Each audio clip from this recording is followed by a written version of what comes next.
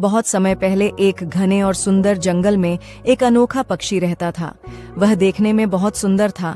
उसके पंख रंग बिरंगे थे, आंखें चमकदार थीं और उसकी सबसे खास बात यह थी कि उसके 2 सिर थे। हालांकि शरीर एक था, पेट एक था, लेकिन दोनों सिर अलग अलग सोचते थे।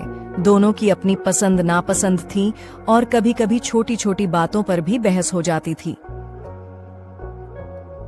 एक दिन वह पक्षी नदी के किनारे टहल रहा था। ठंडी हवा चल रही थी। टहलते टहलते पहले सिर की नजर एक चमकीले लाल रंग के फल पर पड़ी। उसने तुरंत चोंच मारकर फल उठा लिया। जैसे ही उसने फल खाया, उसकी आंखें खुशी से चमक उठीं। उसने उत्साह से कहा, वाह, कितना मीठा और स्वादिष्ट फल है। दूसरे सिर ने मुस्कुराते हुए कहा, भाई, मुझे भी थोड़ा चखने दो, लगता है सच में बहुत स्वादिष्ट है।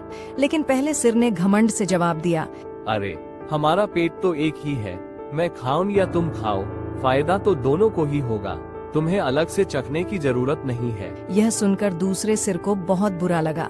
उसे लगा कि उसके साथ अन्याय हुआ है। वह चुप तो हो गया, लेकिन उसके मन में ईर्ष्या और गुस्सा भर गया। कुछ दिन बीत गए।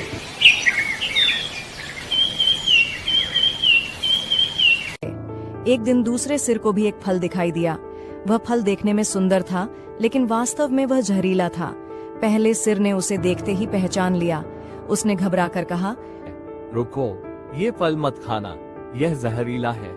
अगर तुम इसे खाओगे तो हम दोनों की जान चली जाएगी। याद रखो, हमारा शरीर और पेट एक ही है। दूसरे सिर ने क्रोध में कहा, जब मैंने तुमसे मीठा फल मांगा था, तब तुम्हें हमारे एक होने की याद नहीं आई थी। अब मुझे भी तुम्हारी परवाह नहीं। गुस्से में आकर उसने वह जहरीला फल खा लिया। कुछ ही देर में जहर पूरे शरीर में फैल गया।